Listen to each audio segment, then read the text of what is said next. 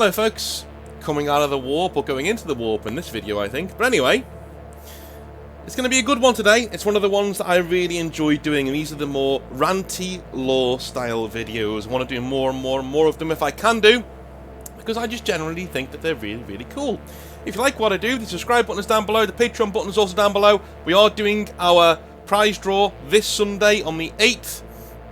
It is for £100 worth of free models from Composite Games. If you want to be involved in that, all you need to do is be a member of the Patreon or become a member of the channel. Either way, you're helping me out financially, you're a legend, and thank you very much. If you're subscribed to both of those two things, then you get 2 entries into the prize draw and 2 chances to win £100 worth of free stuff from Composite Games. That can be anything from Warhammer to Dungeons and Dragons to Magic the Gathering, anything you like, anywhere in the world, I will get it to you. I'm going down to the post office tomorrow. Everything is wrapped and ready to go. So our previous prize winners from the last month or two will be getting their stuff relatively soon. Well, if the post office is open tomorrow. It is. Good, I've just checked. Just in case I walk down there and they're like, yeah, you can't send that today.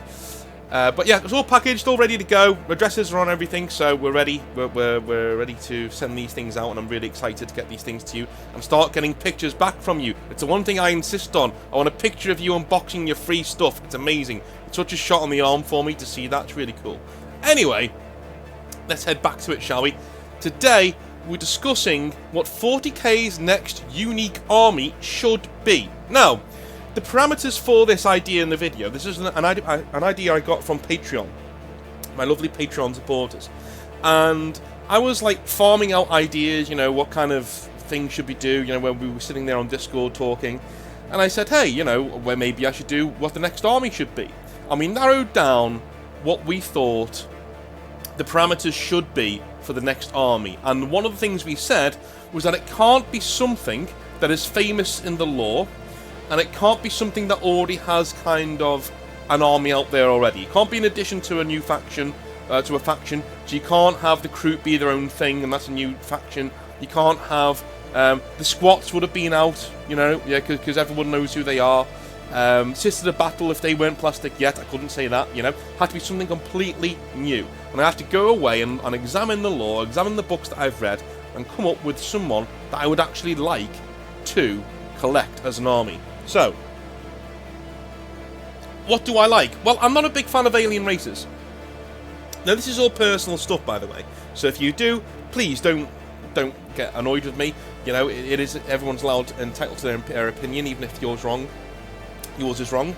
I really don't get into alien races.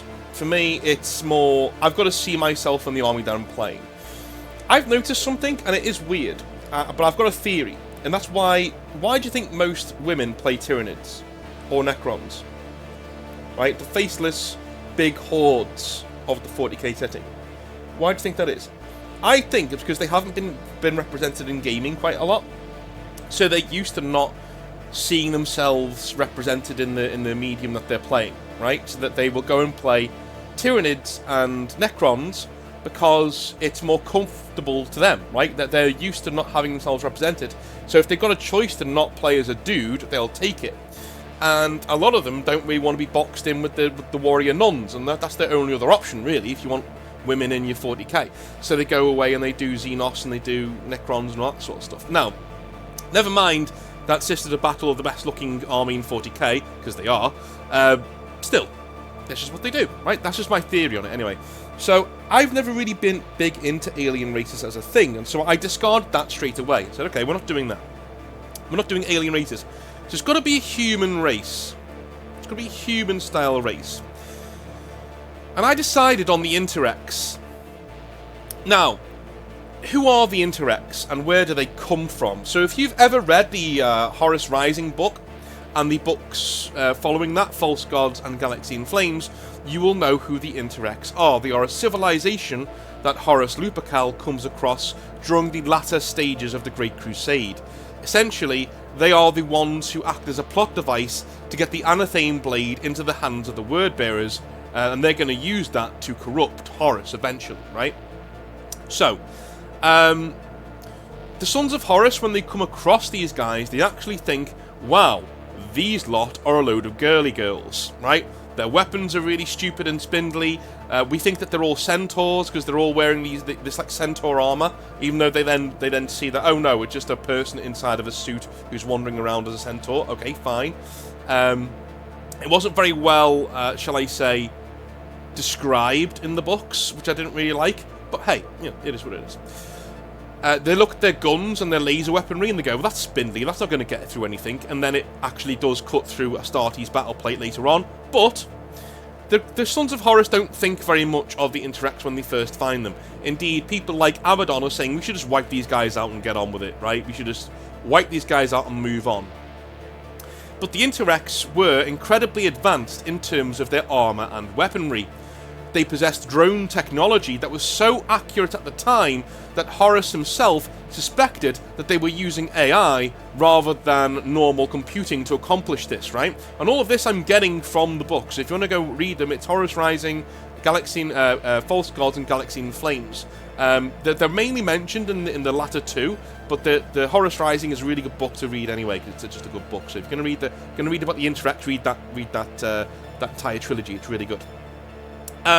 So their laser weaponry could cut clean through Astartes battle plate at the time, and their empire covered 30 worlds. 30 worlds is massive. Huge. The Imperium's gone on and like a big bang has exploded out across the galaxy, that's fine. But 30 worlds for a non-Imperium civilization is massive. And it never did sit right with me how this civilization was wiped out by one legion so easily. It's kind of glossed over, and the Interex are simply the race that held the anatheme blade that Erebus stole, you know, the weapon that would almost kill Horus and bring him over to the side of the ruinous powers of chaos. They're a plot device. Really, there would be many thousands, maybe millions of Interex left out there once the Sons of Horus have gone on with their crusade, because even the books, and I think purposefully, skate over the end of the Interex, right? You see a few battles and then they're gone. Well, you know, and say, oh, we killed them all and we're moving on. How did you do 30 worlds that quickly? It's ridiculous. So, I want to share with you a few images that I found online of what I think the Centaur armor would probably look like. So, this is the first one that we see. I don't like this one because you can't really see where the legs are going. Do you know what I mean? I know this is one of the most famous images to do with the Interex. A lot of people say that the Interex are, you know, these kind of spindly things, that they're not very impressive and that they're walking along. Maybe you could have this back in the day as the Interex, but it's not what they would look like in the modern setting of 40K when I bring them back, okay? So this is what they used to look like, and in the books, this is what they're described as. I never really liked this. How are you walking into that? They're described as walking into it. Do they have, like, legs that are a foot long? Like, what are they doing there? It's cool. It's a centaur. It's a Baroque styling that we've not really seen in 40K before, which I really like, but it doesn't tickle me fancy of something that I want to collect. No, I want to collect this.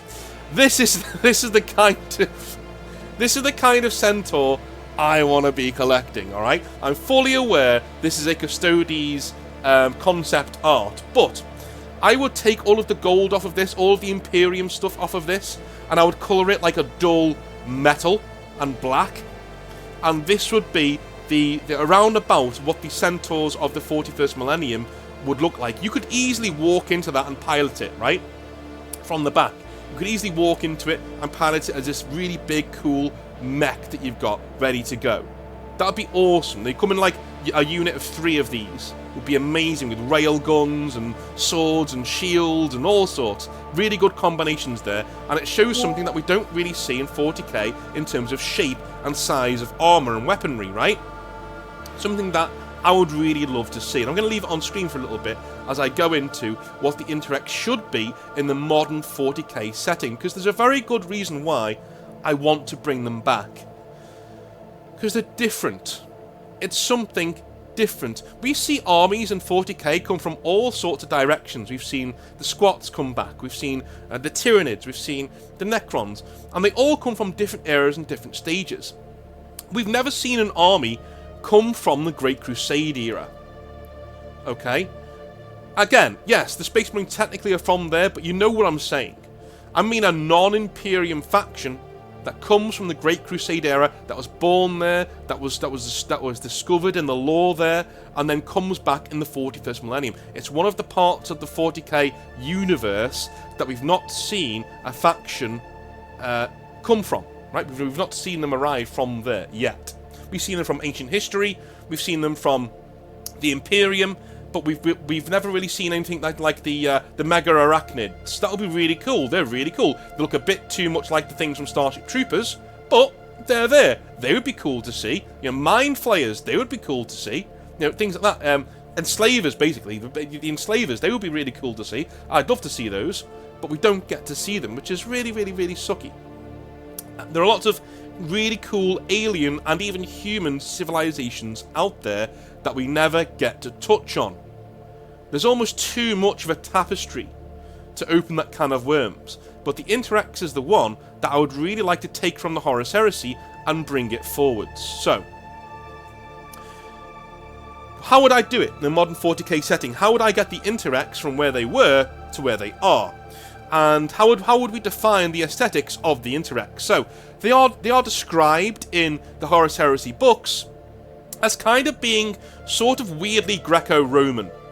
They're sort of weirdly over there in Greco-Roman, which is why in my mind's eye, I put them kind of near Ultramar. They're not at Ultramar, they're way out there in the boonies, you know what I mean? But they're out there, because all the people around there have the same kind of aesthetic. So I thought they would be a rather advanced civilization that was just out of Guilliman's reach when the Emperor got to him. He was like nearly going to go toward these guys, and then the Emperor got to him and he went on the Great Crusade and went where the Emperor told him to go. And the Emperor didn't tell him to go in the direction of the Interex, and that's why they survived, right? And eventually, you have Horus Lupercal, he finds them, and off we go with the Horus Heresy. So, the Interex don't like chaos. In fact, they're so advanced as a civilization within the Horus Heresy that they know chaos exists. They know it's out there, and they despise it. They call it the primordial annihilator. They hate chaos, right? And when I put in Interex into Google, Dan Abnett has shared something that he really liked. He created the Interex, and he shared something that he really liked in terms of what the helmets of the Interex would look like when he found it on Reddit or somewhere where he found it. And it was this. And I think this looks cool as shit. I think this looks amazing. This is literally somebody that I would collect at the drop of a hat. That looks cool. And you can kind of see where the eastern side of the galaxy has come in here. It's very Baroque, it's very Greco-Roman, right? You're getting into those stylings. And what we love in 40k is a faded civilization. And there's nothing more faded than the Interex, and I'll explain why in a second. But back in the day, this is what they used to look like. Extremely advanced, extremely Baroque. They had things that were way beyond the Imperium's capability of doing. And in my forethoughts, the Emperor had a plan for these guys eventually to go and get them and bring them in, sort of like an enclave of Mars, sort of like that. Like that was part of his plan. That's why he didn't want any of the Primarchs going anywhere near the Interex. He's like, no. Guilliman, don't go in that direction. Go in the other direction, because I've got a plan for these guys eventually. When my webway project is up and running, these guys are going to come in and try and help me, man the webway and shit like that. These are the guys they're extremely resistant to chaos. We know that from the books. They're extremely resistant to chaos. We're not told why. I think it's kind of because they're psychic nulls.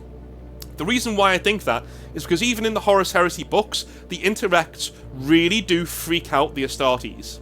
And they're just normal people, talking normally. But the Astartes are freaked out by them, they don't like them at all. For no reason whatsoever, right? These guys have fought horrid aliens, mega arachnids, all sorts, but for some reason the Interex really scare them. I think these guys are kind of psychic nulls. They don't use any psychic powers, they have really advanced technology, they rely on science and reason, right? These guys would be right up the Emperor's alley. He'd love these guys, which is why I think he directs all of the Primarchs away from that area of space, right? It's all done, Guilliman's over there, nothing to conquer here. Horus stumbles upon them, quite literally, in the books. By accident, he stumbles upon the Interex, And unfortunately, it doesn't end very well for the Interex. But you can see how powerful they are in their weaponry and their armor and the baroque nature of their civilization. I actually think they're a flash forward in time to kind of what the Emperor wants the Imperium to look like when it's finished. All right. So, in the modern 40K setting, how would I bring them about? How would I move them forwards in time? So, one restriction I have put myself is that we need to keep the 40K lore, or the 30K lore in this instance, as it is. We can't change the Horus heresy, alright? So the Interex were almost wiped out by Horus. And they disappeared from the galactic story from then on in, because no one was looking for them, right? So, in the modern 40K setting, I would have the Interex become Exodites for thousands of years. They drift in great stealth ships known as ghost glaives that shield them from the Imperium as they pass through, incredibly advanced. These ships, however, are incapable of warp travel because the Interex, mostly, right, are, if they're not psychic nulls, they're really dead to the warp, right? So they can't even enter it. Even if they wanted to, they can't enter it. And it also explains why the Anathane blade is with them and doesn't react around them. Now, a lot of people have said, why is the Anathane blade with the Interex and they just keep it in a museum? Well, to them, it's a nothing thing, because it doesn't affect them. But they're trying to keep it away from everybody else. And they've not come across anybody else yet, you know? They're not expecting the Imperium to just turn up and steal it, you know? So this is why Chaos artifacts don't really react around them, because they can't really, they don't have any warp presence, to be honest with you. They can't be possessed by demons, they're just, you know, they're nothing. So these ships are incapable of warp travel, and so they take many thousands of years to reach their destination, which means generations after generations after generations pass by, and we have a reason why no one's seen the Interex for a long time, right? This is the one big plot hole where I was like, well, if we're bringing them back, where have they been? Well, they've been drifting through space in stealth ships, not wanting to be around anybody whatsoever. They want to be just on their own. And they land on the odd planet just to make sure that their immune systems aren't fucked. They land on a habitable planet. They'll stay there for a generation or two, and then they'll move on again. You know, and they've got this idea in their heads of these backup worlds. Okay, they have backup worlds in their mythology that they're heading to, kind of like Battlestar Galactica when they're trying to get to Earth. It's kind of like that. They're this massive Exodite fleet moving towards these heavenly worlds that they surveyed aeons ago. And these heavenly worlds are in the galactic northeast of the galaxy. Let me just show you where I think they would be. This is why I love doing these videos, because you can just sit here for... I could sit here for hours over a pint and discuss this stuff. It's amazing, man. 40K is amazing. Let me just find... I had a really good map here. Where did it go? There it is. So, this is from the 9th edition rulebook, as you can probably tell. Because a lot of you will have the 9th edition rulebook, of course. So, as you can see, in the top right here, we have the Demon's Maw. So we got Terror on the left-hand side and things like that. So we have the Demon's Maw around about the Ghoul Star. So I'm going to zoom it into there. Okay? So we can see in the galactic northeast is the Demon's Maw. It's right there. And that is where the ships are heading, unfortunately. Because with the Great Rift coming, I'm going to say, like, yeah, this is a faction that enters the lexicanum of 40K hundreds of years into the 42nd millennium, right? So it's a brand new faction. So when these guys get to their backup worlds, their lovely backup world, they find they've been swallowed by a warp storm known as the Demon's Maw. And not only that the warp storm was caused by the very fucking traitors to the Imperium that annihilated their entire race back in the day, or almost annihilated their entire race back in the day, right? These are people who over thousands of years have developed a hatred for Astartes of all shapes and sizes. They don't care whether you're Chaos or not. If you are an Astartes or a Primarch, you're an abomination and you need to be wiped out. You're literally the Antichrist walking around, is what you are. The Imperium is an entire thing corrupted that is not meant to exist. It is a despotic thing that the Interex hate with a passion. right? And when they find out that their beautiful worlds have been destroyed by the Imperium's actions, because they have, if you trace them back that far enough to where Abaddon the Despoiler comes from, the Imperium created the Great Rift. Yeah, Chaos created it, I know. Abaddon created it. Abaddon was a part of the Imperium. It was the Imperium going to war with itself that created the Chaos Space Marines and eventually created Abaddon the Spoiler, who then put in the plan of the 13 Black Crusades to make the Great Rift. So the Interex, they connect all these dots and say, fuck these guys, they're even here. They've even ruined this for us. Brilliant, thank you, right?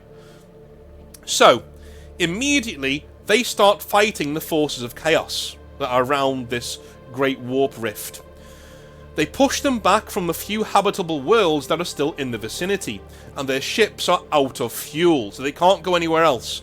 They either settle here or die in the void. So, with the few dozen worlds that they've got left, they sit down on the most promising ones, and they start to build their society. And because they're so advanced, even though they're quite grimdark, they make cities incredibly quickly. We're talking Star Wars levels of speed. You know, like how the Empire in Star Wars The Old Republic is able to build an entire massive city in like 50 years, right? They do things like that. They're able to cannibalize their own ships. They're able to flatten mountain ranges with incredible pieces of artillery and things like that to flatten them down and create these massive cities. They also are really, really, really adept at working with nature and building around it rather than through it. So they have these incredibly massive cities that are void shields and all sorts over them, and they're even stealthed. They even have the stealth technology on their ships in a cone around their cities to just stealth them when need be from all prying eyes and all prying radar and scans and things, right? So they've learned from the past, and they grow and grow and grow. But they're constantly fighting chaos. Daily. Demons all the time. And they're very good at it because demons can hardly see them, right?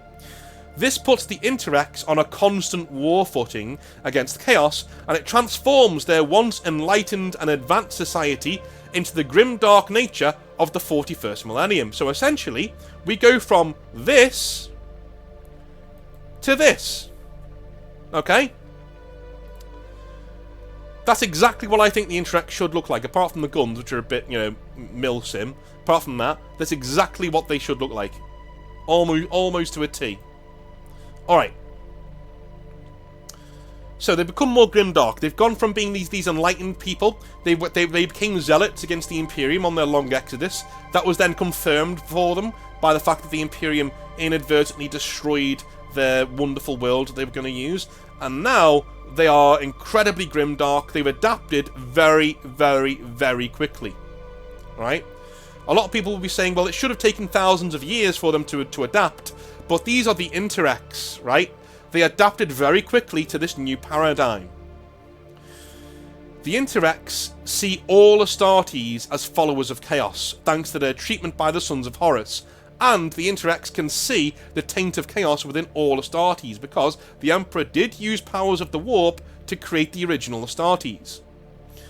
When the Death Spectres investigate this threat, because the Death Spectres are a Space Marine chapter who are out there in the Ghoul Stars, when they investigate this threat on their doorstep, they spawn a great war between themselves and the Interex. A war in which the Death Spectres are forced back and almost wiped out entirely. They're not, though, because I like the Death Spectres, want to keep them around. But the Interex are an entire civilization, and the Death Spectres are one Space Marine chapter who don't like other Space Marine chapters. So they're very nearly wiped out.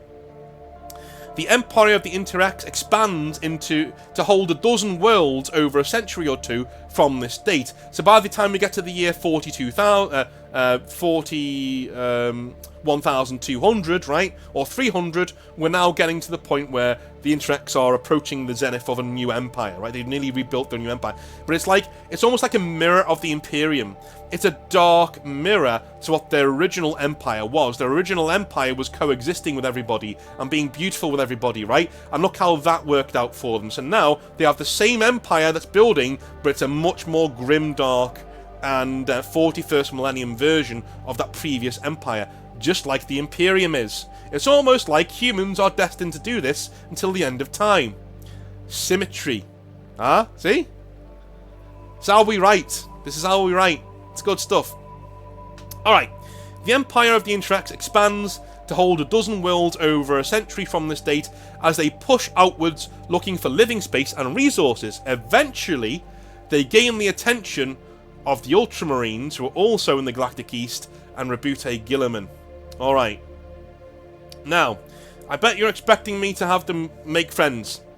I would have Guilliman get a bloody nose from the Interex, just to introduce them as a credible threat. So when they come back, the first event we see them coming back is they have Guilliman across their knee and they're spanking his bottom, basically. You know what I mean? Figuratively speaking. He goes in there to try and make peace with this new human advanced civilization, and they push his shit in, right?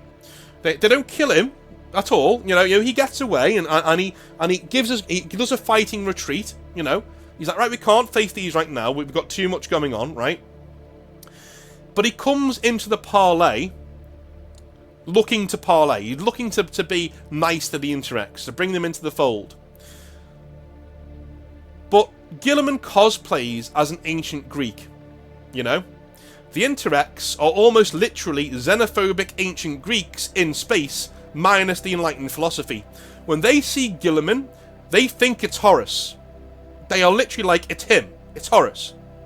It's literally Horus with blonde hair. Oh my god. When they find Guilliman, when they find out that Guilliman is not Horus, but is the brother of Horus, that is all they need to know. That's it. That's all they need to know. You're the brother of that abomination. You can die. You can die. They annihilate one of the companies of the Ultramarines in its entirety. That's it. One of the companies goes. Bang. Gone.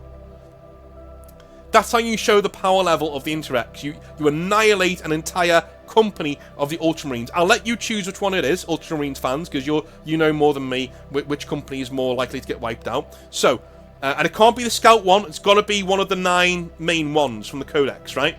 Maybe not the first or the second, but anyone else is up for grabs. And they wipe out an entire successor chapter too in the conflict that follows. They lose a lot too, right? But they tell Guilliman, and I quote, "We tried coexisting once. We tried peace. You took those options from us. So now you get war. That's all you get from us. Ever." The Interex from this point on are a grimdark, highly advanced monarchy in space, taking the cosplaying nature of the Ultramarines in terms of being a Greco-Roman, and they take it way into the grimdark sphere.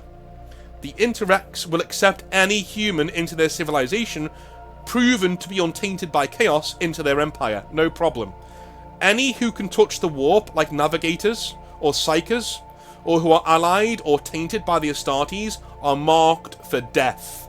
That's it. Anybody from the Imperium, basically, is marked for death. That's it. Done. So, why don't the Imperium just wipe them out? Well, quite frankly, the Interex are advancing very slowly, as they have no warp travel. So they basically colonized all the planets immediately around them that they can get to, but to go any further, it's going to take them centuries to even go to the next planet, right? They're a contained threat, for the most part. They do send armies out there on scouting missions to go and find out all the planets and stuff, so that's how you get them in the 41st millennium. And also, there are also Imperial fleets that are always probing into Interex space in an attempt to find the weakness to try and wipe them out. So that's how we do it in terms of having them on the tabletop, right? But as an empire, they don't expand very quickly. They're a contained threat in terms of being a galaxy-wide threat to the Imperium, right? Okay. Number one, they're advancing very slowly, but they're also incredibly advanced, and to be honest, they're still human. They are misguided humans, yes, but they're still humans. And that's what Guilliman thinks of them. They're still human, right? In a galaxy that has Tyranids, Necrons, Orcs, and Demons running about, Guilliman should swallow his pride, and would swallow his pride, and allow the Interex to sit there fighting chaos, because at the end of the day, all the Interex are doing are making sure that the realm of Ultramar isn't invaded by demons from the north. In fact, the very reason why Guilliman goes north is because he's like, there's a warp rift there, why aren't we being invaded? And then he finds the Interex, right? So he's like, well, the enemy of my enemy is my friend, let them fight. That kind of a thing. That's how you blend things into a wider narrative in terms of stuff like this. You know, it's one more blade turned against his true enemies, and a powerful blade at that. You know, if you want to do something like, I don't know, you know, if you want to do something like how the Imperium get in there, how the Empire get in there, and start messing around underneath the hood of the Interex, you could use the Inquisition, right? You could use the Inquisition, and it infiltrates and makes real strides in shaking the foundations of the Interex. That would be a really cool thing to do. But all this seems to do is push them further down the grim, dark, you know, dogmatic ladder.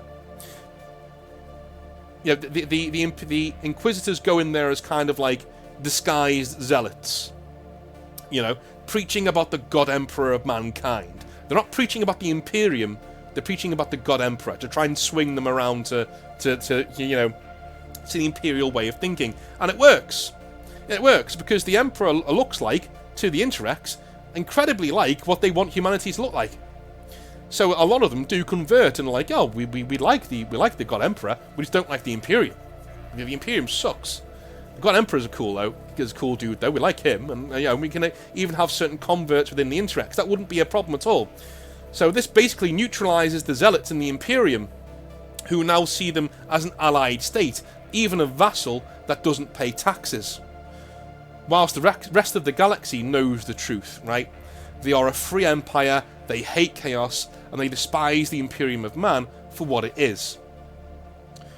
And I will kind of treat that with like hot gloves. I only put that in there just in case you wanted the Imperium to do something with them. It's like, well, maybe you could have the Inquisition kind of turn them towards worshipping the Emperor, even if they don't worship the Imperium, because that's all the ecclesiarchy care about, is that you worship the Emperor, right? They don't give a shit about anything else.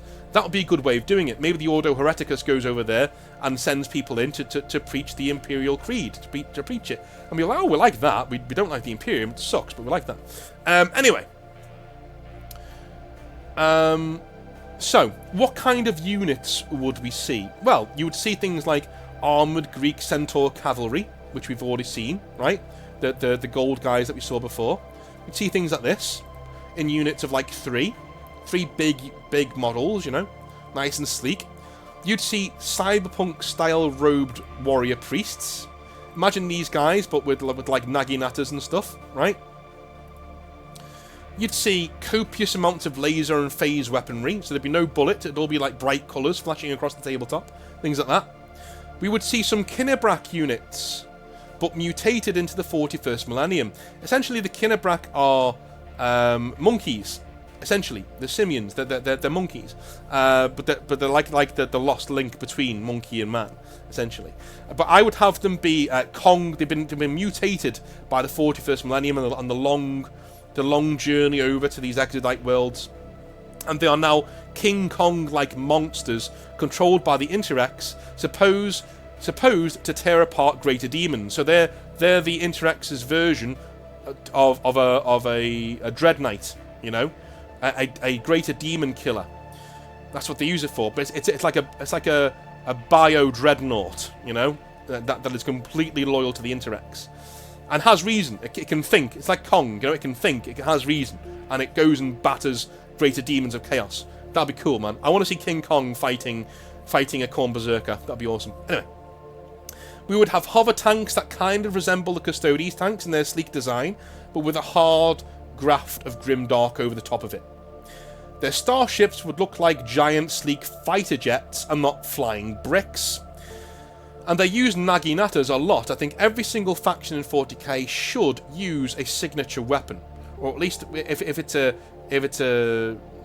you know, a unique race, they should use a signature thing. And naginatas, those kind of war spears, should be used a lot by the Interex, and it should be able to shoot beams out of it as well. It's like their signature weapon, the phase naginata, I'm going to call it. So that's the Interex. That's what I would bring back into 40k as a sort of brand new army that you can go and get off the shelf. That's my pitch for what I would do in 40k going forward for a brand new force. What have you thought about? Have you thought about anything that's on the 40k radar or in 30k that you'd like to bring back into the modern setting as a fully collectible army, let me know in the comment section down below. I love you a long time. I'll speak to you tomorrow for some more hobby nightmares. Have a wonderful rest of your day, and have a good one. Bye now.